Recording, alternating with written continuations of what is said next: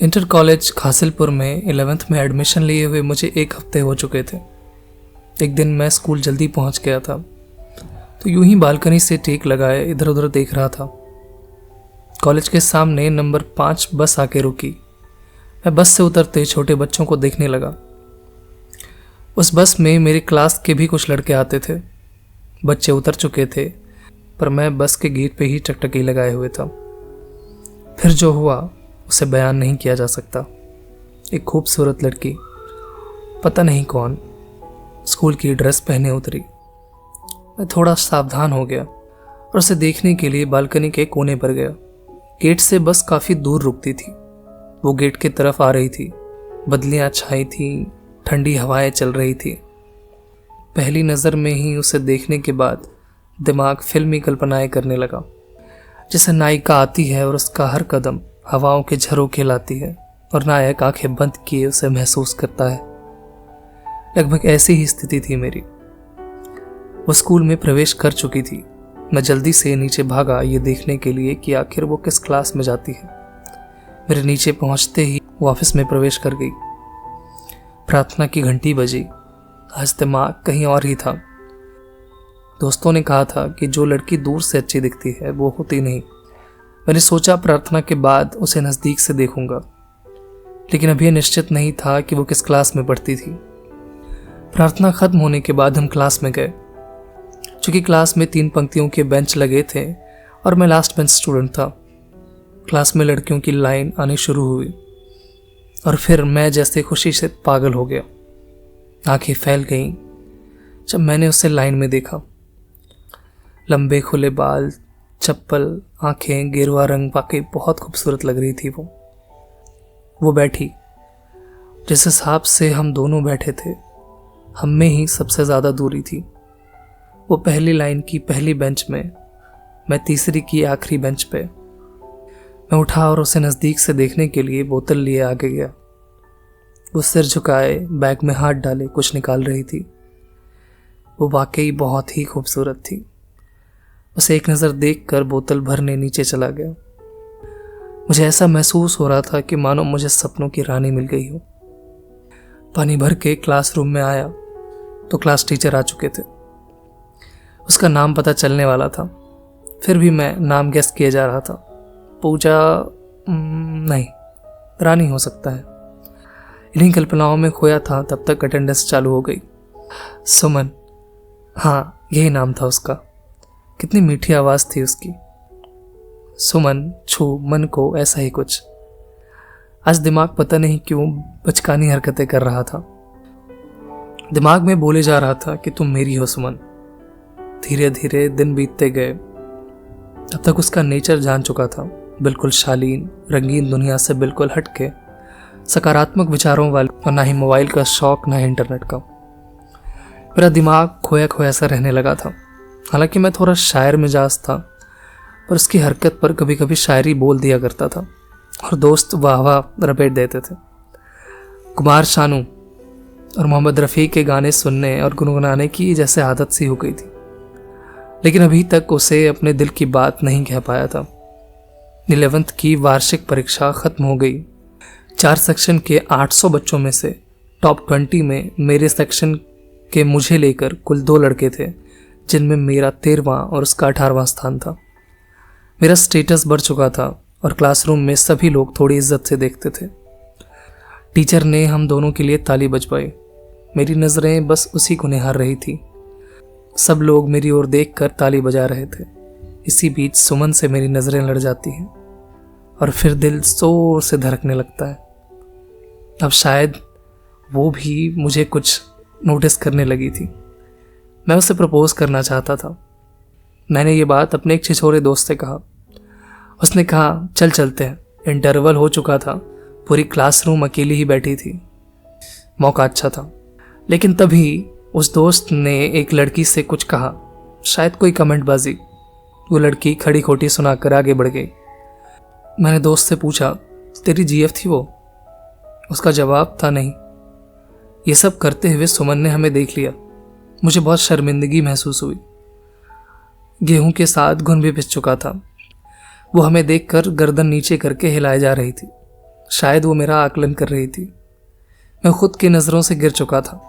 बचपन का दोस्त था वो छिछोरा, इसलिए कुछ बोल भी नहीं सकता था, लेकिन मैंने उससे आगे से ऐसा ना करने की वार्निंग दी। उसे भी दुख था। दूसरे दिन उसके पास एक इन्फॉर्मेशन थी, लेकिन जो थी बहुत बड़ी। उसे प्रपोज करने का इससे अच्छा तरीका कोई और नहीं था। मेरे दोस्त के मुताबिक उसे लिखना बहुत पसंद था और स्कूल की वार्षिक परीक्षा में कविता देने वाली थी। मैं आज बहुत खुश था क्योंकि उस समय चंद कविताएं मैं भी कर लेता था। मैंने भी अपनी एक अच्छी क्वालिटी वाली कविता अच्छी खासी फोटो सहित पत्रिका के लिए दे दी। महीने भर बाद पत्रिका सबके हाथों में थी। पत्रिका के मेरे हाथों में आते ही जल्दी जल्दी उसकी कविता का पन्ना खोजा। ऊपर उसकी हल्की धुंधली सी तस्वीर, नीचे नाम सुमन, क्लास 12 B2। बारिश पर लिखी एक कविता थी, थोड़े बच्चों वाले टाइप की थी, पर मैं बार बार उसकी कविता को पढ़ता। हर बार क्लास में अच्छे लेखों और कविताओं की तारीफ हो रही थी। मैंने भी थोड़ी अच्छी लिखी थी तो मेरी भी। सुमन वही किताब खोले बैठी थी। मैंने उसकी तरफ देखा, तभी उसने मेरी तरफ देखा। मुझे समझते देर न लगी कि वो भी मेरी ही कविता पढ़ रही थी। मैं भी उसी की रचना खोले बैठा था।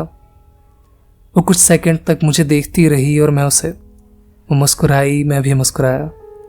आज दिल बाग बाग हो गया था। फिर इंटरवल हुआ। क्लास में एक छिछोरा दोस्त और कुछ लड़कियां थीं। आगे बेंच पर बैठे पत्रिका पढ़ रहे थे और जिसने रचनाएं दी थी उसे पहचाना जा रहा था। अब ये कमीना संजीव कब से लिखने लगा है, वो भी गरीबी पर। अमीर बाप की बिगड़ी औलाद, सब निशाने पे लिए जा रहे थे। तभी सुमन क्लास में आई। हम चुप हो गए।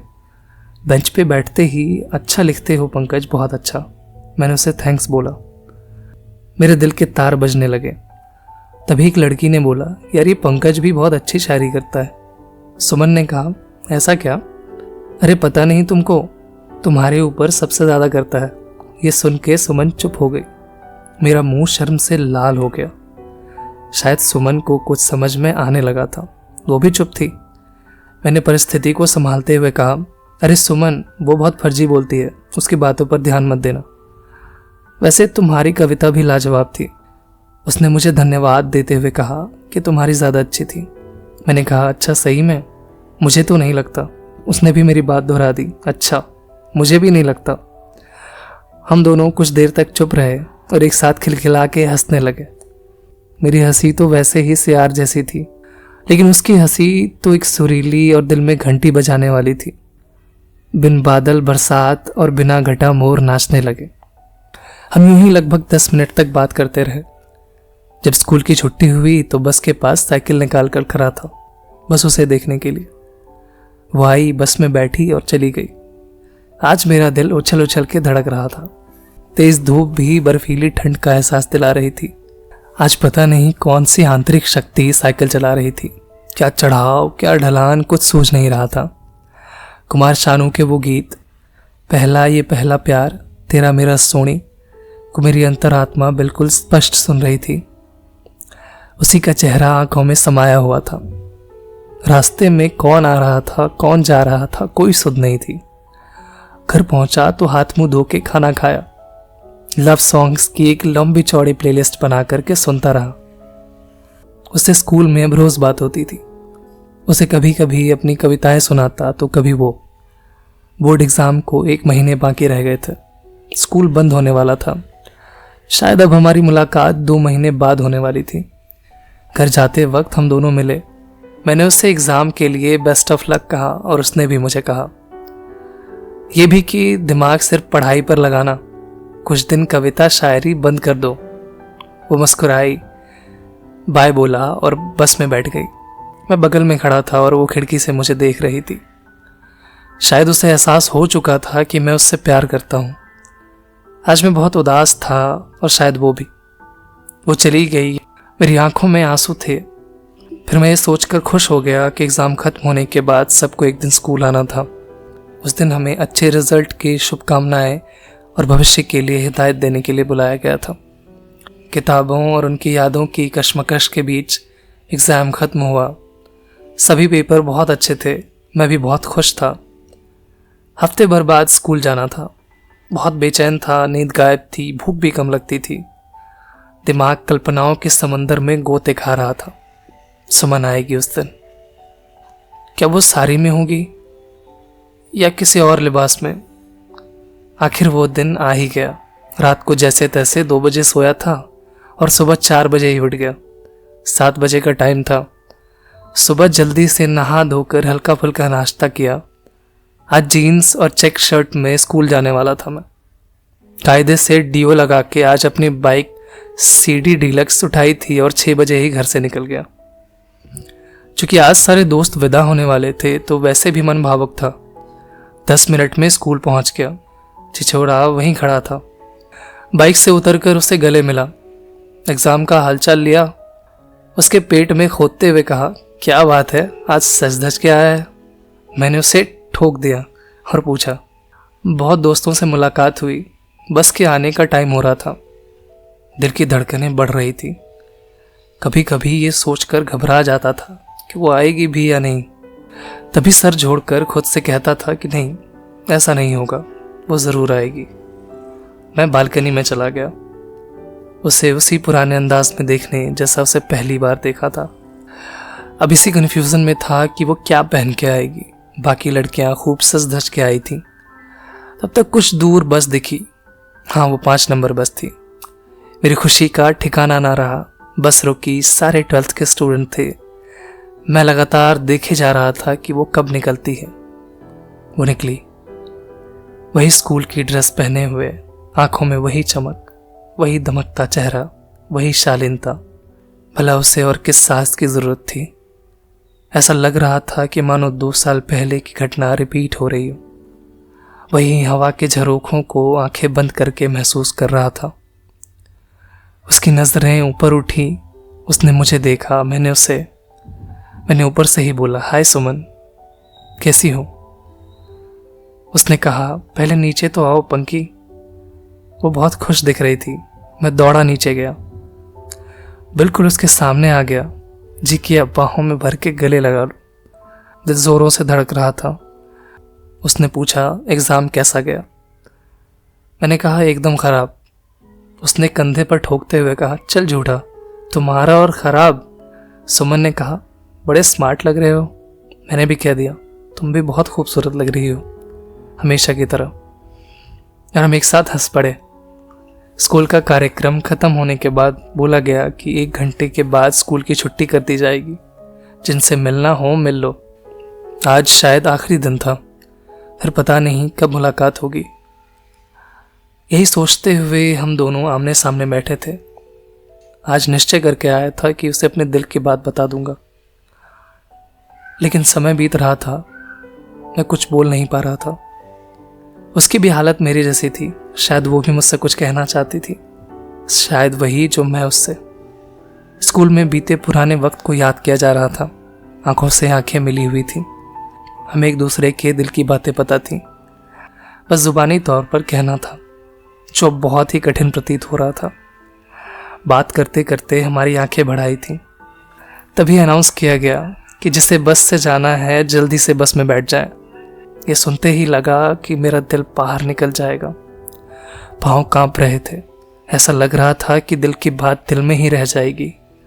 मैंने उससे कहा, जाने दो ना बस को, मैं तुम्हें बाइक से घर छोड़ दूंगा।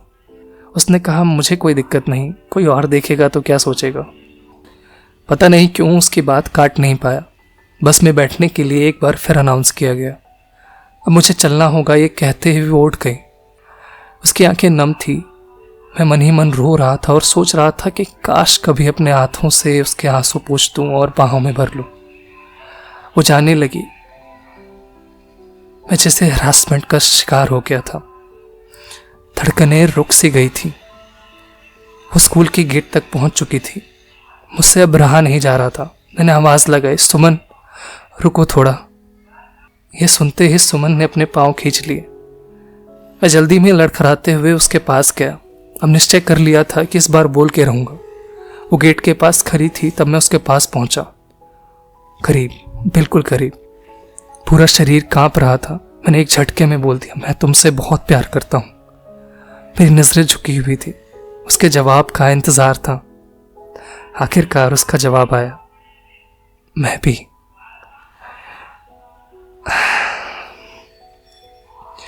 हम दोनों एकदम शांत थे। मैंने नजरों से नजरें मिलाई और कहा, पूरा बोलो ना। उसने कहा, मैं भी तुमसे प्यार करती हूँ। ये सुनते ही ऐसा प्रतीत हुआ जैसे मानो मैं हवा में उड़ रहा हूं। लग रहा था जैसे बहुत बड़ा बोझ मेरे दिल से उतर गया हो। जी कर रहा था कि उसे कस के गले लगा लूं, पर बहुत से लड़के आ जा रहे थे, इसलिए ऐसा कुछ कर ना सका। हम दोनों बहुत खुश थे। वो बस में बैठने के लिए जाने लगी, आंखों के आंसू पोंछते। क्या ये मिलन था दो दिलों का? कैसा दिलों का मिलन, जब एक दूसरे से मिलने की संभावनाएं धुंधली हों, लेकिन हम संतुष्ट थे। वो बस में बैठी खिड़की में से निहार रही थी। मैं चुपचाप उसे देख रहा था। बस स्टार्ट होते ही आंखों में आंसू आ गए। बस चल पड़ी। बस अब सब शांत हो चुका था। कुछ देर यूं ही बाइक पर बैठा रहा। छिछोरा आया।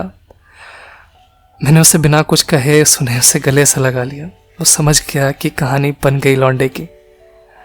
उसने कहा, पार्टी कब दे रहा है? मैंने कहा, ले लेना बे। उसने कहा, फोन नंबर लिया या एड्रेस? ये सुनते ही जैसे मैं फिर सुन पड़ गया। उसके जाते वक्त उसे निहारता ही रह गया कि इन सब चीजों का मुझे ध्यान ही नहीं रहा। और उसके साथ भी शायद यही हुआ था। इसी बीच फिर एक उम्मीद की किरण जागी। रिजल्ट, हाँ, वो अपना रिजल्ट लेने जरूर आएगी। छोरे ने कहा, बेवकूफ आशिक, वो दिन पक्का मांग लेना। रिजल्ट मिलने के एक दिन पहले कशमकश जारी थी कि क्या वो रिजल्ट लेने आएगी, लेकिन इस बार दिल भी ये बात दिल से नहीं कह रहा था। रिजल्ट लेने देर से पहुंचा। छिछोरे से मुलाकात हुई। बोला, मैं भी अभी आ रहा हूं। सुमन कहीं भी नहीं दिख रही। रिजल्ट लेते वक्त सर ने शाबाशी दी और कहा, बहुत अच्छे नंबर हैं तुम्हारे, आगे से अच्छे से पढ़ना। 89% मार्क्स थे। लेने के बाद साइन करने के लिए लगा। रजिस्टर में देखा तो सुमन के कलम का आगे टिक लगा था और किसी का सिग्नेचर पर आ था। एक समय के लिए लगा जैसे दिल धड़कना बंद हो गया हो। सर से पूछा, सुमन आई थी रिजल्ट लेने? उन्होंने कहा, नहीं, उसके नाना जी आए थे। नाना जी? सर ने कहा, हाँ, वो अपने नाना जी के यहाँ रहती है, उसका घर दिल्ली है, अभी वो घर चली गई। मैं रिजल्ट लेके बाहर आया। उसकी एक सहेली से पूछा। उसने कहा कि उसके पास फोन नहीं था, इसलिए किसी के पास उसका नंबर या एड्रेस नहीं है। शिद्दत भरी मोहब्बत धूमिल होती दिख रही थी। अब सब सामान्य था या असामान्य, कुछ समझ नहीं आ रहा था। उसे दोबारा मिलने की सारी संभावनाएं खत्म हो रही थी। बेचैनी ने घेर लिया था। ऐसा लग रहा था कि मुझे ऑक्सीजन की कमी हो रही है। मैं सांस ही नहीं ले पा रहा था। सब कुछ बर्बाद प्रतीत हो रहा था। छिछोरा आया, मेरे कंधे पर ठोके बिना कुछ कहे चुपचाप घर निकल लिया। मैं भी घर चला आया था। दिमाग में तरह तरह के सवाल उठ रहे थे। कहीं सुमन के प्यार का इकरार झूठा तो नहीं था, या फिर वो महज एक मजाक तो नहीं था। लेकिन दिल इस बात की गवाही नहीं दे सकता था। वो खुशी झूठी नहीं थी, वो हंसी झूठी नहीं थी, वो आंसू झूठे नहीं थे। फिर वो प्यार का इकरार कैसे झूठा हो सकता है? आज इस घटना को 3 साल पूरे हो चुके हैं। तब से फिर कभी मुलाकात नहीं हुई। कभी कभी सपनों में दिख जाती है। आज भी कभी कभी फेसबुक पर सुमन नाम से रिक्वेस्ट आ जाती है तो दिल झूम उठता है। पागलों की तरह उसकी प्रोफाइल चेक करने लगता हूं। लेकिन ये मेरी सुमन नहीं होती, शायद किसी और की। आज भी अपने स्कूल में नए सत्र प्रारंभ होते ही शून्य संभावनाएं लिए एक बार अवश्य जाता हूं, सिर्फ और सिर्फ यादों को जीवित रखने के लिए। उसी बालकनी में खड़ा होकर कुछ पल इधर उधर देखता हूं। उसकी निशानी के नाम पर वही पत्रिका में छपी उसकी धुंधली सी तस्वीर और कविता है। उसकी धुंधली तस्वीर देखकर डर जाता हूं कि कहीं यादों में उसकी तस्वीर ऐसी ही धुंधली न पड़ जाए। बड़ी शिद्दत से मोहब्बत की थी जिससे, दिल अभी भी दिल से कहता है कि वो एक दिन जरूर आएगी, जरूर आएगी।